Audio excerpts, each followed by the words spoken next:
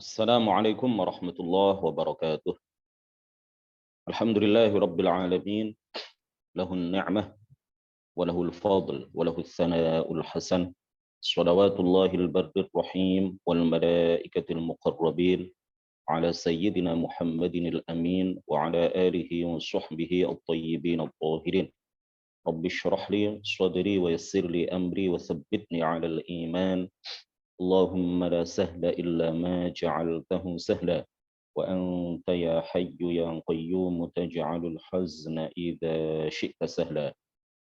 اللهم ارزقنا الإخلاص في النية والقول والعمل، ونعوذ بك من حال أهل النار. إلى أشرف النبيين محمد رسول الله صلى الله عليه وسلم وآله وذرياته وأزواجه وأهل بيته الكرام، وإلى أرواح إخوانه من الأنبياء والمرسلين والصحابة والتابعين والأولياء الصالحين والعلماء العاملين والملائكة المقربين والمجاهدين في سبيل رب العالمين، وإلى المصنفين المخلصين، ونخص خصوصا إلى سلطان الأولياء الشيخ عبد القادر الجيلاني والإمام أحمد الرفاعي الكبير، سلسلة رجال الطريقة الرفاعية، سلسلة رجال الطريقة القادرية، سلسلة رجال الطريقة النقشبندية، سلسلة رجال الطريقة العلوية، وإلى أرواح المسلمين والمسلمات والمؤمنين والمؤمنات من مشارق الأرض إلى مغاربها، برها وبحرها، خصوصا آباءنا وأمهاتنا وأجدادنا وجداتنا ومشايخنا ومشايخ مشايخنا وأساتذتنا وأساتذة أساتذتنا،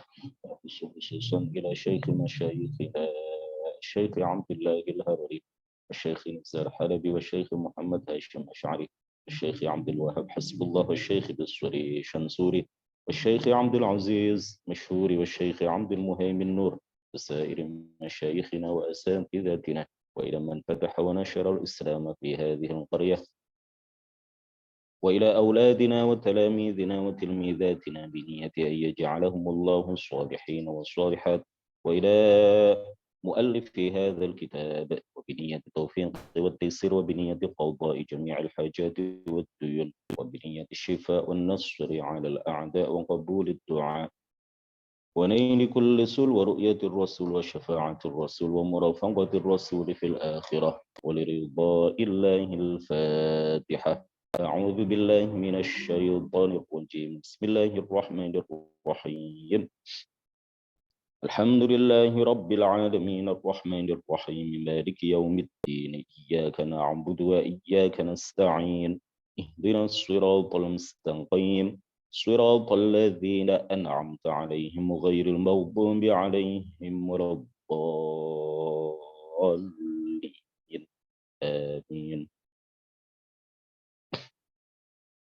قال المؤلف رحمه الله halaman 129, masih terkait dengan bagaimana liciknya orang-orang Wahabi di dalam menyebarluaskan dan mempropagandakan ajaran-ajaran mereka.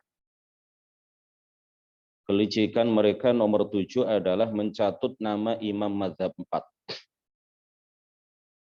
Abdurrahman Al-Khumais, yang buku-bukunya tersebar di berbagai toko buku di Indonesia, terjemahannya. Abdurrahman Al-Khumais yang menulis buku Akidah Imam 4 Mazhab. Dan sesungguhnya semua isinya adalah dusta dan kebohongan terhadap para imam mazhab 4 dengan 2 alasan. Yang pertama, jadi ini sudah beredar dalam beragam bahasa, termasuk bahasa Indonesia.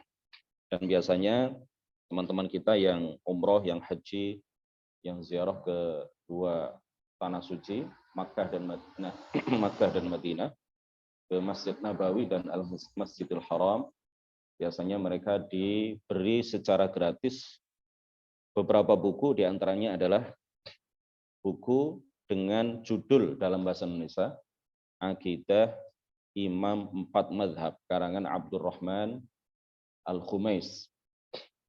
Kalau tidak salah penerjemahnya adalah Yusuf Harun MA. Yusuf Harun MA. Buku ini adalah dusta yang dinisbatkan kepada a'immatul madzahibil arba'ah, para imam mazhab 4. Jadi dalam buku ini dikesankan seolah-olah Imam Abu Hanifah, Imam Malik, Imam Syafi'i, Imam Ahmad ibnu Hanbal berakidah dengan akidah yang sama dengan apa yang diajarkan oleh orang-orang Wahabi. Kata orang-orang Wahabi, kata pengarang kitab ini, bahwa empat imam besar ini, 4 ulama besar ini berakidah bahwa Allah duduk di atas arsy. Wal'iyadzubillahi ta'ala. Ini adalah sebuah kedustaan yang luar biasa yang dinisbatkan kepada 4 imam yang agung ini. Kedustaan yang sangat parah, ya, kebohongan yang sangat parah yang disandarkan, dinisbatkan kepada 4 ulama besar ini. Buku ini adalah sebuah kedustaan dengan 2 alasan. Halaman 129 bagi yang baru bergabung. Pertama, isi buku tersebut bertentangan dengan penegasan para ulama pengikut mazhab 4 sendiri tentang akidah para imam mereka. Para pendiri 4 mazhab tersebut. Jadi tidak mungkinlah para pengikut berakidah dengan akidah yang berbeda dengan imam-imam yang mereka ikuti.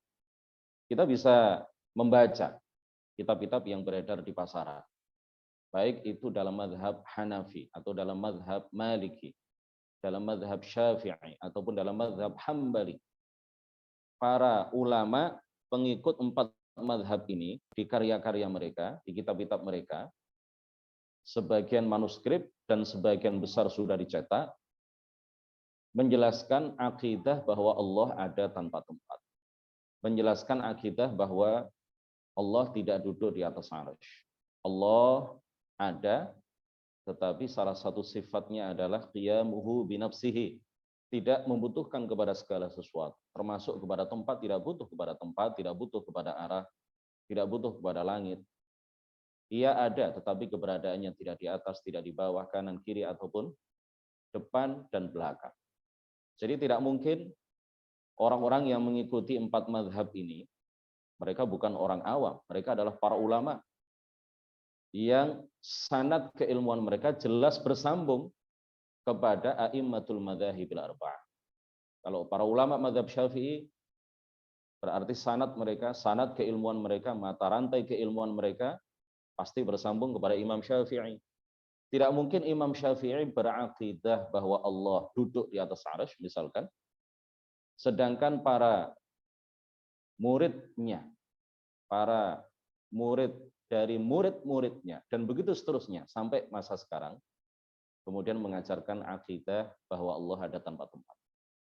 Nah, ini tentu tidak masuk di logika kita.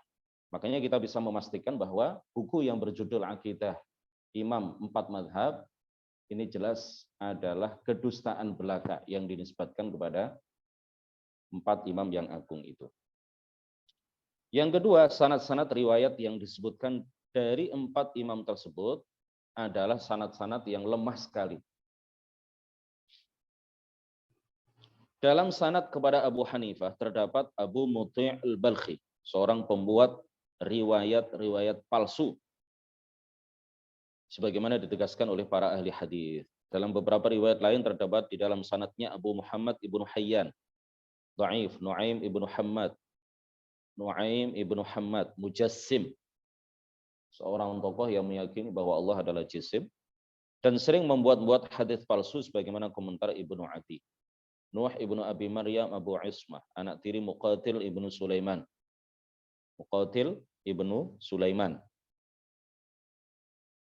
Dia ini adalah seorang mujassim besar, ya, Syekhul Mujassimah, bahkan maha guru dari para mujassim. Mujassim itu artinya orang yang meyakini bahwa Allah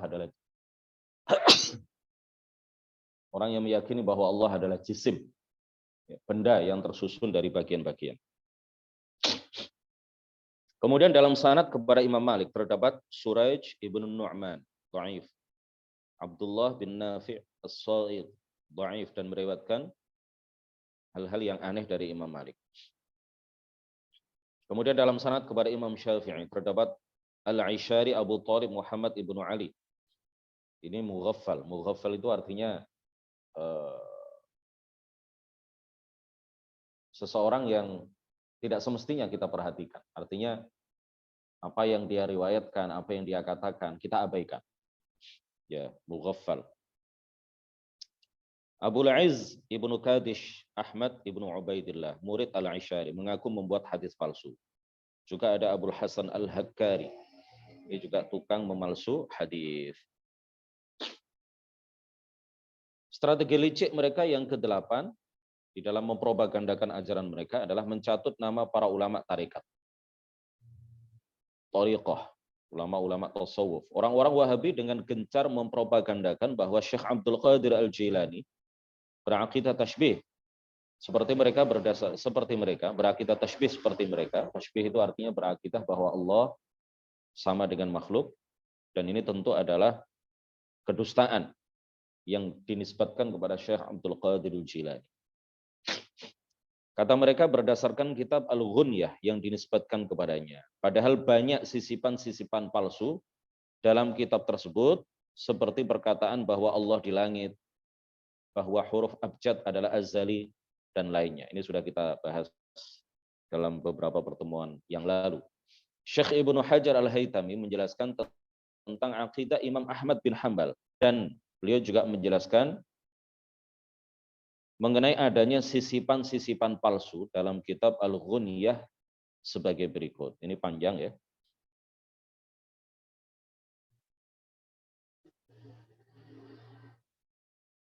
Kita lihat ke bagian bawah dari buku, masih di halaman 131, ada catatan kaki nomor 104. Ada catatan kaki nomor 104, kita baca. Ini terkait dengan penjelasan tentang strategi licik ke-8 yang dilakukan oleh orang-orang Wahabi di dalam menyebarluaskan ajaran mereka, yaitu mencatut nama para ulama thariqah. Catatan kaki nomor 104, padahal kita tahu persis orang Wahabi sangat memusuhi tarekat, ya, tarekat Rifa'iyah, Qadiriyah, Syadziliyah, dan seterusnya. Dan mereka menganggap tarekat Sufi sebagai roh Yahudi dan Majusi. Wal'iyadzu billahi ta'ala. Dan harus diperangi sebelum memerangi orang-orang Yahudi, seperti ditegaskan oleh Muhammad Hamid Al-Faqih dan dikutip oleh Ali bin Muhammad bin Sinan, pengajar di Masjid Nabawi, dalam bukunya Al-Majmu'ul Mufid min Aqidat Tauhid, halaman 55. Namun ketika mereka membutuhkan, mereka membawa nama para tokoh thariqat secara dusta, bahwa akidah para ulama thariqat tersebut seperti Syekh Abdul Qadir Al-Jilani adalah akidah yang sama dengan apa yang mereka ajarkan, yaitu akidah tasbih. Jadi aneh sekali orang Wahabi itu mengatakan kita harus memerangi tarikat sebelum kita memerangi orang-orang Yahudi dan orang-orang Majusi. Mereka sangat gencar menolak tarikat di satu sisi, tetapi di sisi yang lain mereka juga memanfaatkan nama pendiri tarikat Qadiriyah, yaitu Syekh Abdul Qadir Al-Jilani, untuk memasarkan akidah mereka bahwa Allah misalkan berada di langit, atau bahwa huruf abjad alif ba ta tha jim dan seterusnya, ini kata mereka adalah azali bersama Allah Subhanahu wa taala. Allah berfirman dengan huruf-huruf abjad yang azali. Mereka mengatakan seperti itu, ya. Kata mereka bahwa Syekh Abdul Qadir mengajarkan dua hal itu dan beberapa hal lain yang kata mereka sama dengan apa yang mereka ajarkan. Akidah yang sama dengan apa yang mereka ajarkan. Jadi di satu sisi mencela habis-habisan thariqat, tapi di sisi yang lain mencatut nama para ulama thariqat. Mereka kesankan seolah-olah para ulama thariqat ini akidah mereka sama dengan akidah orang-orang Wahabi. Ini panjang sekali Arabnya, langsung kita menuju terjemahannya. Halaman 134. Aqidah Imam Sunnah. Ini perkataan Ibnu Hajar Al-Haytami, seorang ulama mazhab Syafi'i yang berasal dari Mesir, yang sangat populer di Indonesia. Kitab-kitabnya dikaji di berbagai pesantren di Indonesia. Beliau mengatakan aqidah Imam Sunnah Ahmad bin Hanbal. Semoga Allah meridhoinya, menjadikan surga sebagai tempat kembalinya. Allah curahkan kepada kita dan kepadanya nikmat-nikmatnya, dan Allah menempatkannya di Al-Firdaus Al-A'la dari surganya. Amin.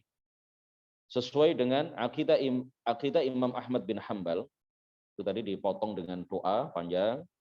Akidah Imam Ahmad bin Hanbal sesuai dengan akidah Ahlus Sunnah wal Jamaah, yaitu melakukan tanzih dengan sempurna. Artinya mensucikan Allah dari keyakinan yang dikatakan oleh orang-orang kafir dan orang-orang yang ingkar, seperti arah, jisim, dan sifat-sifat jismiyah, dan lain-lain, serta semua sifat kekurangan. Ya, Ibnu Hajar Al-Haytami menegaskan bahwa akidah Imam Ahmad adalah akidah tanzih. Imam Ahmad, seorang tokoh yang banyak difitnah oleh orang-orang Wahabi sebagai imam mereka, yang mengajarkan akidah tasbih kepada para pengikutnya. Beliau difitnah mengajarkan akidah tasbih kepada para pengikutnya. Ini ditegaskan di sini bahwa Imam Ahmad itu sebenarnya berakidah tanzih dan mengajarkan akidah tanzih, bahwa Allah Subhanahu wa taala tidak menyerupai segala sesuatu pun. Bahkan dari setiap sifatnya, Allah Maha Suci dari setiap sifat yang tidak mengandung kesempurnaan mutlak. Sedangkan berita yang tersohor di kalangan orang-orang yang tidak berilmu, di antara para pengikut Imam Ahmad, bahwa beliau menetapkan salah satu akidah batil tersebut, seperti arah dan semacamnya, ya, akidah bahwa Allah menempati suatu arah, maka itu adalah dusta, kebohongan terhadapnya. Semoga Allah melaknat orang yang menisbatkan itu kepada Imam Ahmad atau menuduhnya dengan keyakinan-keyakinan batil yang Allah yang Allah bersihkan ia darinya, bersihkan, ya, sucikan ia darinya.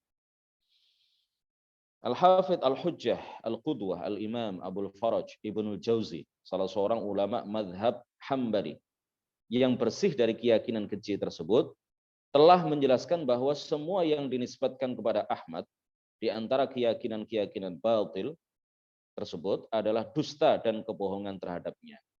Dan perkataan-perkataan Ahmad sendiri sangat tegas tentang kebatilan keyakinan-keyakinan keji tersebut. Dan Ahmad mensucikan Allah darinya. Maka ketahuilah ini, karena ini sangat penting, dan awas, waspadalah. Jangan sampai Anda mendengar dan percaya isi buku-buku Ibnu Taimiyah dan Ibnu Qayyim al-Jauziyah dan lainnya yang telah Allah sesatkan dan Allah tutup pendengaran dan hatinya. Allah jadikan penghalang di matanya, sehingga siapakah yang bisa memberikan mereka petunjuk setelah Allah menyesatkan mereka. Sungguh betapa orang-orang mulhid tersebut melampaui batas. Ya, orang-orang yang mengajarkan akidah yang jelas bertentangan dengan Quran dan hadis tersebut melampaui batas, menerjang rambu-rambu dan merobek-robek kesucian syariat dan hakikat. Mereka mengira diri mereka berada dalam petunjuk Allah, padahal mereka tidak seperti itu. Bahkan berada dalam kesesatan yang paling keji. Mereka juga berada dalam keadaan paling buruk dan merugi dan puncak kebohongan. Mereka berada pada puncak kebohongan dan dusta. Semoga Allah tidak menolong pengikut mereka dan membersihkan bumi ini dari orang-orang seperti mereka. Jangan juga Anda terperdaya dengan apa yang terdapat dalam kitab Al-Ghunyah. Ini masyhur sekali ya di kalangan kita juga. Kitab Al-Ghunyah dinisbatkan kepada Syekh Abdul Qadir Al-Jilani. Kata Ibnu Hajar Al-Haytami, jangan juga Anda terpercaya dengan apa yang terdapat di dalam kitab Al-Ghunyah, karya Imamul Arifin, Qutbul Islami wal Muslimin, Al-Ustadz Abdul Qadir Al-Jilani. Karena itu adalah sisipan palsu terhadapnya yang dimasukkan oleh orang-orang yang Allah akan membalas mereka. Karena sebetulnya beliau bersih dan terbebas dari itu. Saya pernah dikasih syarah kitab Al-Ghunyah oleh salah seorang teman yang katanya sudah ditahqiq, ya. Diterbitkan di salah satu percetakan atau penerbit di Turki. Konon katanya yang mentahqiq kitab tersebut adalah salah satu cicit Syekh Abdul Qadir Al-Jilani. Saya baca di bagian-bagian awal dari kitab ini, di pendahuluan, disebutkan di situ persis seperti apa yang dikatakan oleh Syekh Ibnu Hajar Al-Haytami di sini. Bahwa kitab Al-Ghunyah yang beredar sebelumnya, yang tanpa tahqiq dari para ulama, banyak sisipan palsu di dalamnya. Terutama terkait dengan ajaran atau paham bahwa Allah berada di langit. Ini jelas adalah sisipan palsu dari orang-orang yang tidak bertanggung jawab, yang hanya ingin memasarkan akidah mereka melalui karya yang dinisbatkan kepada Syekh Abdul Qadir Al-Jilani. Jadi cicit Syekh Abdul Qadir yang dari Turki ini menegaskan hal yang sama dengan apa yang ditegaskan oleh Ibnu Hajar Al-Haytami, bahwa Syekh Abdul Qadir Al-Jilani adalah seorang munazzih, seseorang yang meyakini bahwa Allah ada tanpa tempat. Allah ada tetapi keberadaannya tidak di langit. Kita lanjutkan, karena sebetulnya beliau bersih dan terbebas dari itu. Bagaimana mungkin ia terpengaruh dengan keyakinan-keyakinan batil itu, padahal pengetahuan beliau sangat mendalam tentang Al-Quran dan Sunnah, serta fiqh Syafi'i dan Hambali, sehingga beliau berfatwa sesuai dengan dua madhab tersebut. Belum lagi apa yang Allah berikan kepada beliau tentang berbagai macam pengetahuan dan karamah yang zahir dan batin, serta haliyah beliau yang sangat luar biasa dan sudah tersohor ya secara mutawatir, artinya diriwayatkan oleh banyak orang lintas generasi. Kemudian Ibnu Hajar Al-Haytami mengatakan, orang yang dianugerahi oleh Allah karamah yang luar biasa seperti ini tidaklah mungkin terbayang bahwa beliau meyakini keyakinan-keyakinan batil tersebut yang tidak akan pernah muncul kecuali dari orang-orang Yahudi dan semacamnya, yang memang sudah begitu parah kebodohan mereka tentang Allah dan sifat-sifatnya. Apa yang wajib bagi Allah, yang jaiz dan mustahil baginya. Subhanaka hadza buhtanun azim. Ibnu Hajar Al-Haytami ingin menjelaskan kepada kita bahwa orang sekaliber Syekh Abdul Qadir Al-Jilani yang karamah-karamahnya tersohor di berbagai kalangan, diriwayatkan secara mutawatir lintas generasi, sampai kita mendengar karamah-karamah beliau dari riwayat orang-orang yang terpercaya. Orang sekaliber beliau yang kewaliannya sudah sangat masyhur, karamahnya luar biasa, tidak mungkin, kata Ibnu Hajar Al-Haytami, tidak mungkin mengajarkan sesuatu yang tidak akan dikatakan kecuali oleh orang-orang Yahudi. Ya, artinya akidah bahwa Allah di langit, Allah di atas, itu adalah akidah Yahudi.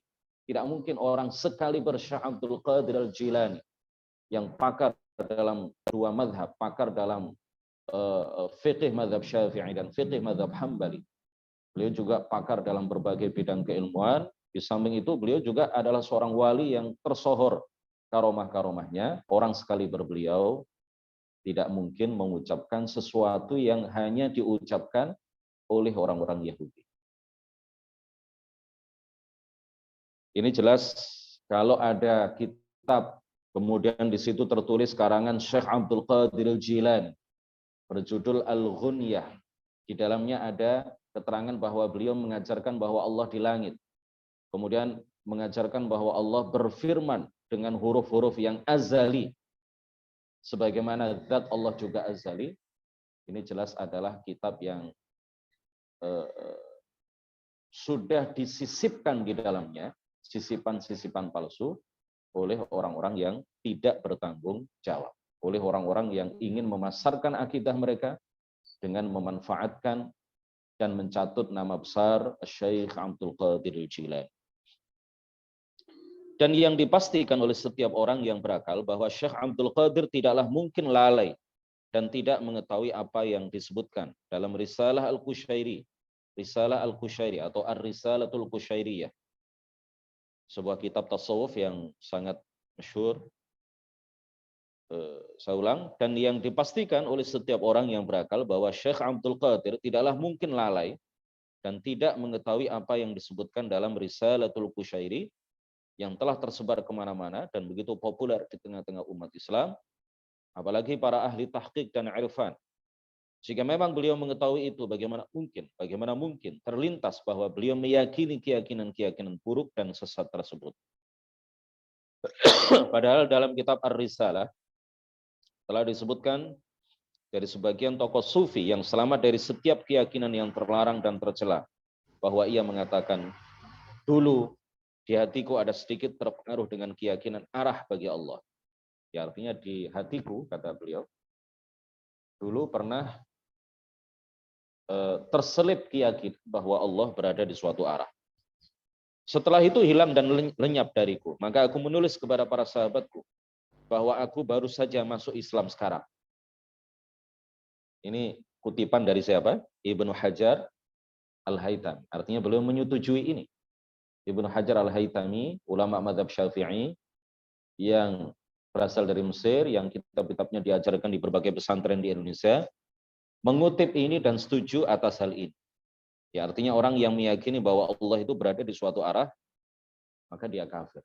Disebutkan kutipan ini oleh Ibnu Hajar Al-Haytami di dalam kitab beliau Al-Fatawa Al-Hadithiyah. Bisa dicek nanti di halaman 144 dan 145.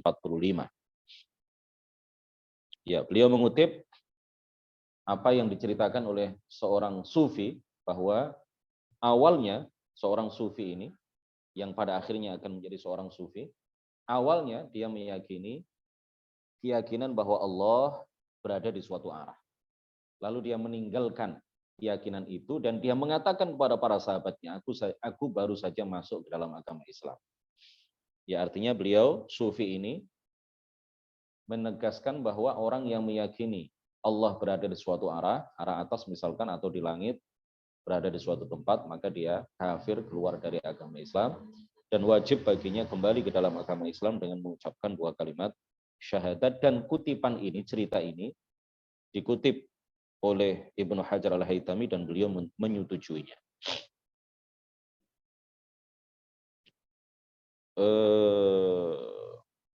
Sampai mana tadi? Maka aku menulis kepada para sahabatku, katanya, bahwa aku baru saja masuk Islam sekarang. Renungkanlah itu dan perhatikan, semoga engkau diberikan oleh Allah taufik kepada kebenaran dan berjalan di atas jalan yang istiqamah. Kemudian Ibnu Hajar masih di kitab yang sama, yaitu Al-Fatawa Al-Hadithiyah atau Al-Fatawi Al-Hadithiyah. Beliau mengatakan biasanya orang yang berkeyakinan keji tersebut, Allah tidak akan memberikan manfaat kepada sedikit pun di antara karangan-karangannya. Al-Hafidh Ibnul Jauzi Al-Hambali menegaskan, wa kana Ahmadu la yaqulu bil jihati lil bari. Ahmad tidak pernah menisbatkan arah kepada Allah. Beliau sebutkan kutipan ini Ibnul Jauzi, Abdurrahman Abul Faraj, Abdurrahman Ibnul Jauzi, seorang ulama besar ahlu sunnah bermadzhab Hambali. Beliau mengutip perkataan beliau menegaskan bahwa wa kana Ahmadu la yaqulu bil jihati lil bari, dan Ahmad tidak pernah menisbatkan arah kepada Allah. Disebutkan oleh beliau di dalam kitab Daf'u Syubahit Tashbih halaman 56. Al-Imam Badruddin Ibnu Jama'ah juga menegaskan di dalam kitab Idahud Dalil, ya, Idahud Dalil fi qat'i hujaji ahli ta'til. Beliau menegaskan innal imam Ahmad kana la yaqulu bil jihati lil bari ta'ala Imam Ahmad tidak pernah menisbatkan arah kepada Allah. Jadi orang-orang Wahabi yang mengaku diri mereka sebagai pengikut Imam Ahmad. Lalu mereka menyatakan Allah berada di arah atas. Lalu mereka mengatakan Allah berada di langit. Atau mereka mengatakan bahwa Allah duduk di atas arsy. Sejatinya apa yang mereka yakini berbeda dan bertentangan dengan apa yang diajarkan oleh Imam Ahmad ibnu Hambal yang mereka klaim sebagai imam panutan mereka. Nomor 9, strategi licik orang-orang Wahabi di dalam memasarkan akidah sesat mereka, yaitu mencatut nama para ulama Ahlus Sunnah.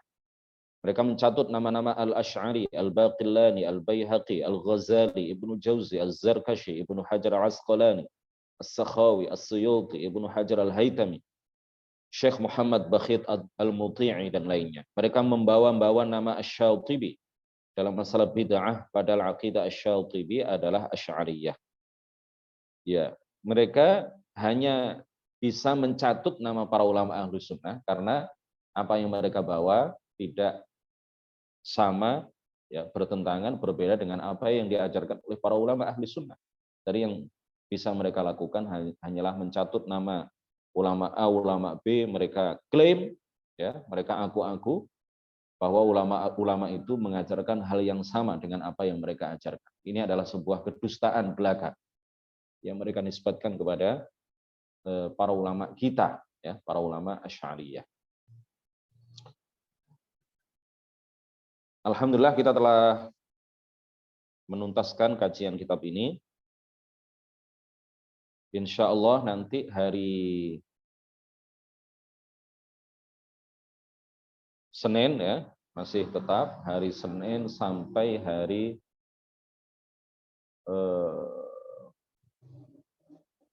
mungkin hari Kamis, ya, Senin sampai Kamis, atau mungkin masih sama Senin sampai Rabu kita masih mengkaji kitab Safinatun Najah.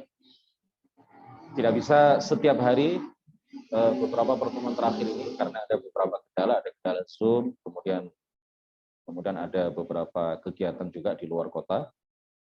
Mudah-mudahan kita bisa menuntaskan kajian kitab Safinatun Najah sampai selesai. Kemudian hari Kamisnya nanti Wasoyal Imam Abi Hanifah, kemudian hari Jumatnya, ini karena penyelewengan kitab para ulama Aswaja sudah selesai, kajian kitab Bahjatun Nazar yang semula kita adakan pada hari Sabtu, kita geser ke hari Jumat. Hari Sabtu ini diminta oleh Ustadz Musfi, ya. Hari Sabtunya diminta oleh Ustadz Musfi, dan juga hari Ahad. Jadi hari Senin sampai hari Jumat saya nanti di Zoom ini jam 5, kurang lebih jam 5:04. Kemudian hari Sabtu dan hari Ahadnya insya Allah diisi kajiannya oleh Al-Ustadz Musfi LC. Tapi belum ada kesepakatan, ya, tentang hari Sabtunya itu. Yang hari Ahadnya jelas beliau. Untuk satu hari yang permintaan beliau ini belum ada kesepakatan, tapi kemungkinan besar insya Allah hari Sabtu. Barakallahu fikum. Subhanakallahumma wa bihamdik asyhadu an la ilaha illa anta astaghfiruka wa atubu ilaik. La ilaha illallah. Allahumma shalli ala sayyidina Muhammad wa ala alihi wa sahbihi wa sallim. Rabbighfirli wa liwalidayya wa lil mu'minina wal mu'minat. Assalamualaikum warahmatullahi wabarakatuh.